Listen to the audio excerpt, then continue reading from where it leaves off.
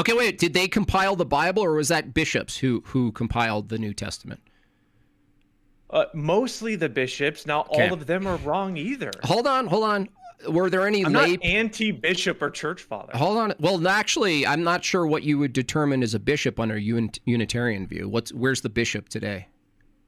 Where's the Unitarian bishop today? Well, there's all sorts of problems with so-called apostolic succession. Most of the disagreements amongst Trinitarianism were amongst bishops themselves. Okay. The question. That just undermines your own position. Mike. Where is no bishops then? Yeah. Where is an authoritative, proper, authorized Unitarian bishop today? Name one.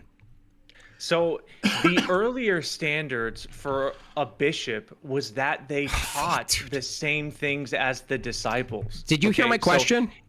Yes, and I'm answering it. Jim, are you really this dumb, or are you just acting dumb? Give me a name of a proper authorized Unitarian bishop that tracks back to the true Unitarian Church. Well, I mean, I actually hold to some of the same earlier successions that you would. I mean, for example, from Polycarp, Irenaeus to John, that wouldn't really be the issue. The question is, how do we know they're legitimate? It's by the same standard. It's testing that with what the apostles taught in their own right. The apostles taught tradition. That's what's in question. Where is a proper authorized, right today, an authorized bishop of the Unitarian true church that can be traced back to Christ? And the answer is, I didn't get an answer. You didn't tell me the name of the bishop today that you point to, Metaphysics Mike, is of the body, right? Apostolic succession of Unitarianism. You can't name a Unitarian bishop. Jim, to answer that, I would have to presuppose your standard of what makes a bishop. No, that's your why standard. That's why I told you we should go back to the earlier ones. Your standard. I explained that. The earlier bishops were decided based on if they taught the same things as the disciples. You're not tracking. I'm granting your bishop distinction, not mine. If you're granting my bishop distinction, then are you how a bishop? Does that make... No. Why not? Wait, hold on. What makes you not an authorized bishop of Unitarianism? Well, for one, the Bible doesn't teach being a bishop, or which is not really to be confused with such as a deacon or an elder, the same way the Orthodox tradition does, Jim. Let's pretend orthodoxy is false and non-existent for a second, because you can't seem to focus here on your own theology here. What did I say, guys? Metaphysics Mike's weakness is ecclesiology, and we're witnessing it. I asked you a simple question. If Unitarianism is true and orthodoxy disappeared tomorrow, where is a true bishop under your standard of what a bishop is under Unitarianism? I asked if you are one, and you said no. And I asked, why aren't you? Why aren't you one?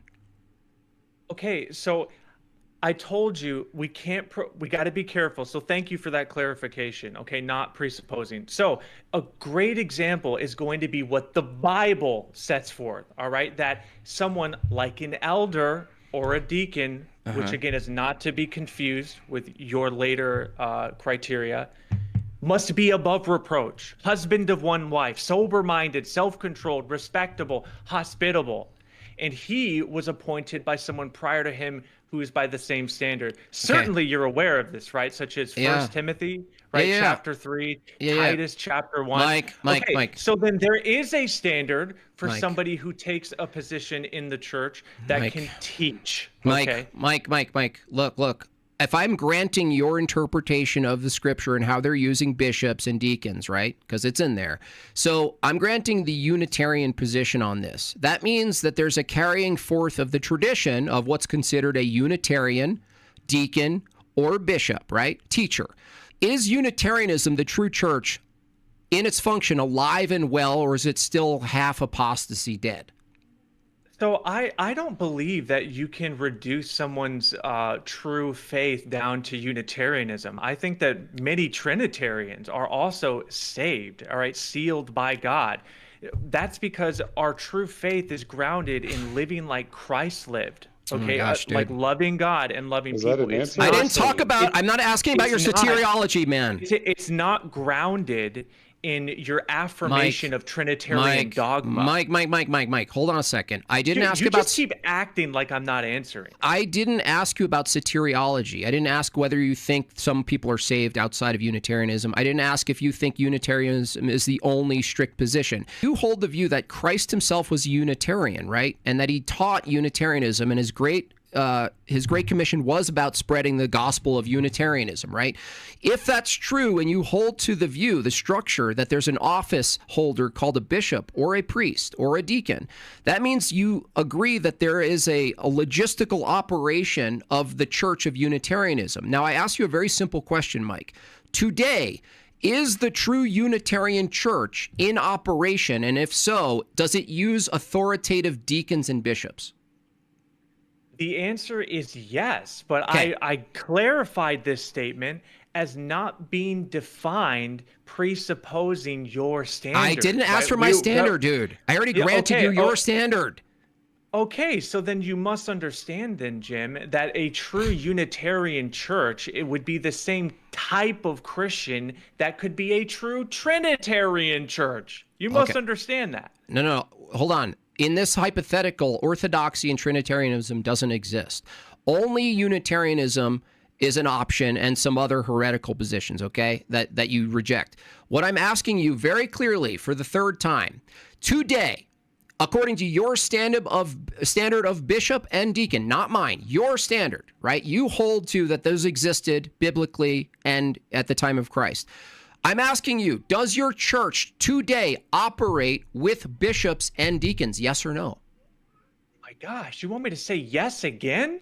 So is the answer yes? I need to say yes again to you? Yeah, I just told you yes a minute ago. Okay, cool. Now, if today the Unitarian position, the Unitarian Church, the true Unitarian Church, operates today with bishops and deacons who are authorized, can you name one authorized Unitarian bishop or deacon? Yeah, I mean, I'd really start with my local ecclesia. Yeah, people who fit all the criteria of 1 Timothy 3 and Titus 1, okay, of being above reproach, husband of one wife, sober-minded, self-controlled, respectable. I gave you the standard. Wait a second. I told you this is how you decide. Wait a second. Hold on. Someone who holds a heretical Trinitarian position, from your view, can meet all of those criteria. That's correct. This is pretty much the end of the baking of metaphysics, Mike. Here, let me finish. Watch this. The true deacons, the authorized true deacons and bishops, can be heretical. Yeah, not everybody holds 100% perfect beliefs, Jim. If That's correct. If they're heretical, then they're not above reproach, you dummy. I don't use the word heresy like that, so I would say if you don't. Is it true that it's heresy? Is it yes, wrong? It's false. It's false, of course. Okay. So is worshiping Christ as God, do you think that's like idolatry? It can be in practice, not always. It really does depend on whether you're making him God or really is that transitive through the Father. If a bishop teaches his flock what you call idolatry in the way you just defined it, if he meets the criteria for all of the other attributes of what constitutes a bishop, which is like, you listed them all. I asked you, can someone who holds a heretical or idolatrous position actually meet the criteria of what you consider a true bishop? And you said yes. Well, yeah, Jim, it really does depend on how rigid we want to judge people. I think God is the perfect judge. Many of these people, we're not judging people, bro. I would just commit to him. If a Trinitarian, right, embodies the divine attributes we're called to have, right, in love, and specifically in regards to being a deacon or an elder, right, above reproach, husband of one wife, etc., then they are doing what has been commanded by God. Hold on. That is a more important standard than if you affirm a dogma like the Trinity. Hold on a second. This is really interesting. You hold that a Trinitarian bishop is a true bishop if he teaches idolatry and actually invites people to participate in idolatry. Hold on, let me finish. No. Let me finish, dude. Okay, all right. You just said, I think the way he is, right? If he's, you're going into soteriology, whether or not a bishop who teaches idolatry can himself as a being operate in a good way in all these other ways, right? In all these other categories. But the question I had was about teaching, having the authority to teach, right? If there's a true bishop of the true Church of Christ, that is to say he's teaching true doctrine. You said, no, a bishop can be a proper bishop and a true bishop if he teaches false doctrine. And your reasoning was because he could otherwise be a good person in his heart trying to do his best and maybe make it to heaven. The question isn't soteriology, dude. The question is... You don't think God cares? No, the question isn't about what you think God cares about. Obviously, if God established a church, he would care that it would have the proper tradition and practices, right? Of course. Okay, so if a bishop, under your view, under your standard, can be a true bishop, but teach improper, idolatrous practices, that's a problem with your ecclesiology. So listen, Jim, I understand why you're as rigid on this as you are. I truly do. And there are times where I do feel compelled to be just as rigid upon Trinitarians. However, I think some people are deceived and God will have grace on them. I pray that God has grace on them. For many people don't know what they're doing. If you agree that from your position, a Unitarian position, that Christ started a Unitarian church, it would necessitate that there is a body of people who then carry forth the teachings in the doctrine of that church through practice, right? Through teaching, practice, worship, and all this stuff. What I'm asking you about bishops is if you affirm that there's authoritative bishops in the past, and that's of the true Unitarian Church, I merely ask, does the same qualified bishops exist today, and where are they? And you pointed to your local authority, and I said, well, interesting. What makes them the true authorized bishop? And you said you look at all these fruits and these indicators. And I asked you a question. I asked, can't a Trinitarian or someone else hold those exact attributes? Are they still a true bishop?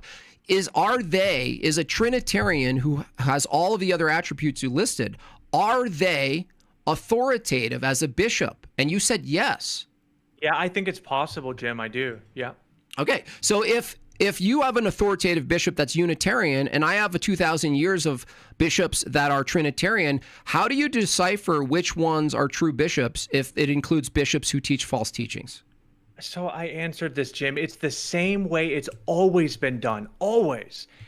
Just like the example I gave you from Acts chapter 17, we're taking what they teach and say and comparing it with what the scriptures reveal, because they are the earliest Christians. They're the early church. They're the ones first appointing bishops, okay? Their standard did not include, you're a bishop if you confess the Trinity.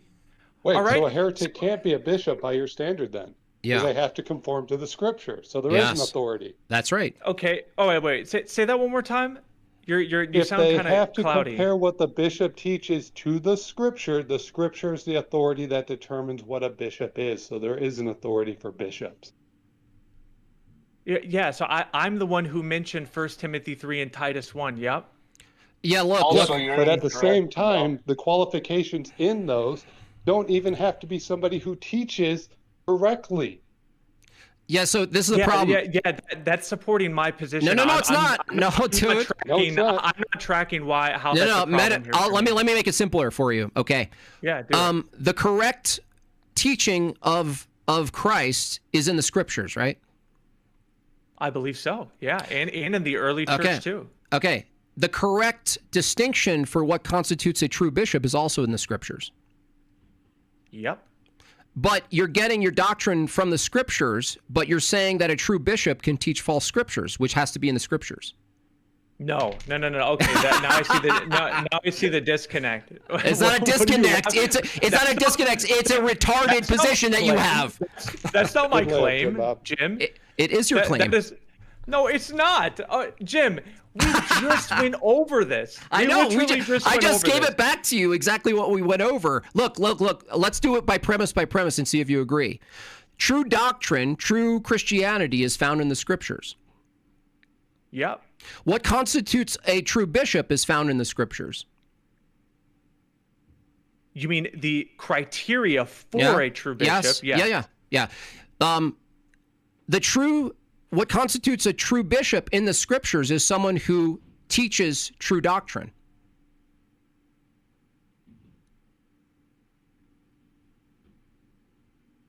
So I want to say yes, but I also feel like you are loading that. Are you defining that purely? Are you defining that purely based on 1 Timothy and Titus 1 like I use? No. I'm not basing it. I'm using your position. It's not my position. It's your position. You like to pretend it's my position. I have no position right now.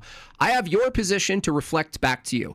I ask you, do people learn the truth of the doctrine in the scriptures? You say yes. I say, do they learn about the truth of what it means to be a bishop in the scriptures? Yes. I ask you a further clarifying question. The bishops in the scriptures, are they teaching true doctrine or false doctrine? You said, I want to say true.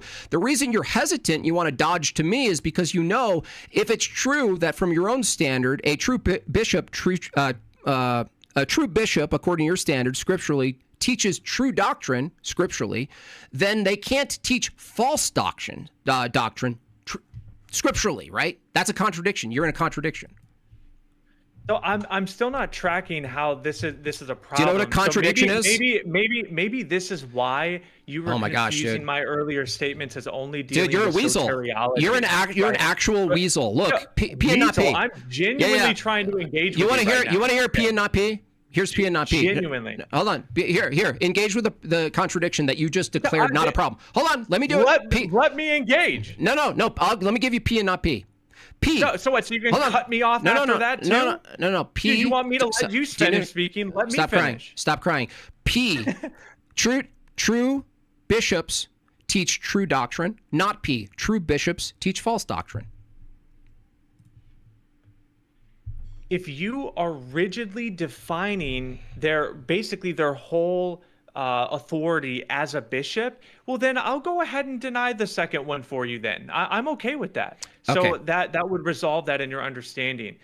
The reason why I still don't think this really matters is because of the same principles I just told you about. I think some people, not all, some people are in fact deceived. They don't know what they're doing. They're just following tradition. Okay, I think God looks to our heart and can have grace on some of them. Maybe I'm wrong. Maybe I'm wrong. That's what I would hold. I agree that God. Tradition precedes so then we're in agreement. Then we're not talking about soteriology for the last fucking time. Oh my gosh, who mentioned everything? Just axiom done. We're talking about tradition that's taught by generations that require a normative authority, right? If there's a true church by Christ, then there's necessarily after Christ apostles, and after apostles disciples, and after disciples bishops and priests and family and the rest, right? It all is a giant cascade from Christ. What I'm asking you about is the church structure that maintains the true Unitarian view from Christ until now. If you have the succession that you said, according to yourself, you agree that succession is required. But when I asked you to point to a true bishop, you got a little squirrely there because you had to include bishops that teach false doctrine. Well, listen, this is maybe if anything, I'll just pin this on me. This is my view, okay, out of everything I know about Christ, who perfectly reveals who God is, okay? I think God's going to have grace on many of them. They may be doing a great job. It's like talking to a string pup. It's like a string. No. Grace is not referring to soteriology. It's referring to their status as a bishop, Jim. Okay. So someone can be. So God shows grace to someone who's teaching idolatry, and God can allow someone to be a bishop who may teach some things which are wrong. Yes. I didn't ask if there's grace, bro. I asked if your view from a Unitarian position, dude, are they authoritative? I didn't ask whether or not God could give grace to someone who's a heretic, who's teaching false doctrine, who's a false bishop. Look, let me make it simple. Is there such thing as a false bishop from a Unitarian view? Yeah.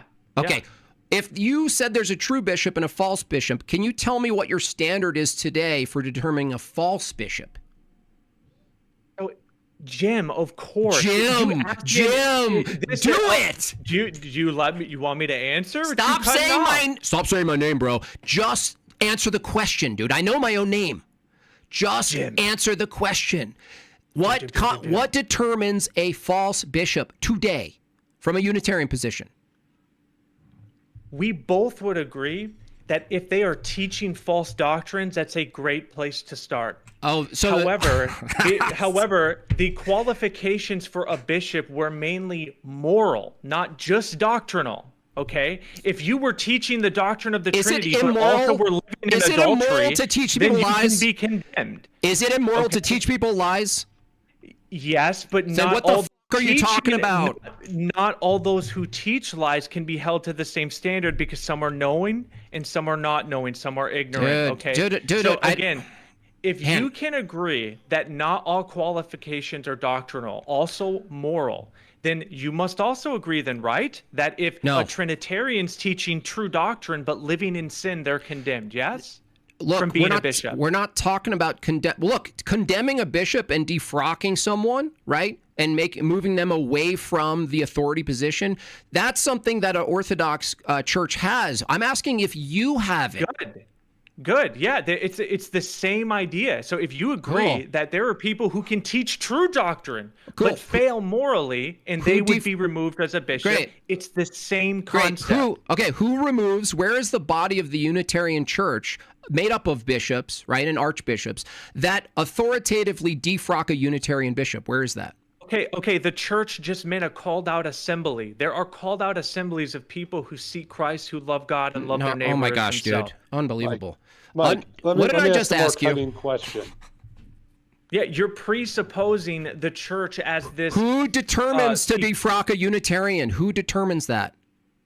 I'm telling you, it's down to the local body. Hello? Oh, so just a local body not connected to any higher authority determines to defrock a bishop? They do have a higher authority. That is the scriptures, okay? Scripture's not an authority. Based on that standard, they can be disposed. Scripture's not an authority. Yes, it is. How can it be an authority if it needs interpretation?